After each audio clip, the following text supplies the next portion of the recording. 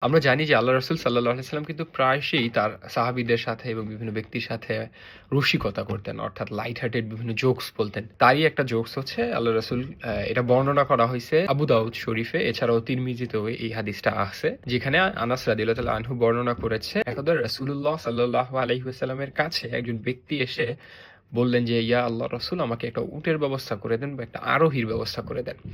তো ওই সময় তো আরোহী হিসেবে উট, ঘোড়া এগুলাই ব্যবহার করা হতো। স্পেশালি উট ব্যবহার করা হতো। তখন আল্লাহ রাসূল বলতেছে যে, "আমি তোমাকে উট-টুট দিতে পারব না। আমি তোমাকে একটা উটের বাচ্চা দিব। অর্থাৎ মেয়ে উটের বাচ্চা, শি ক্যামেলের একটা বেবি দিব।" তখন সেই সাহাবী বা ওই ব্যক্তি অবাক হয়ে গেছে যে, "আমি উটের বাচ্চা দিয়ে কি করব? আমি তো বড় উট লাগবে যেটার মধ্যে আমি আরোহণ করতে পারবো। আমি ঘুরে বেড়াতে পারবো।" তখন আল্লাহ রাসূল বলতেছে যে, "প্রত্যেকটা উট তো উটের বাচ্চাই হয়। এখন হয়তো সেটা বড় হয়ে গেছে। কিন্তু সে তো উটের বাচ্চাই, তাই না?" সো এই ঘটনাগুলো আসলে আল্লাহ রাসূলের যে রসিকতাপূর্ণ মনোভাব সেটাকে স্পষ্ট করে। আশা করি আপনাদের ভালো লাগছে। ভিডিওটা শেয়ার করে দেন যাতে করে আমাদের অন্যান্য মুসলিম ভাই বোনেরাও এই ঘটনাটা জানতে পারে এবং আপনিও সাদকায়ে জারিয়া পেতে পারেন। ইনশাআল্লাহ পরবর্তী কোনো ভিডিওতে আবার দেখা হবে।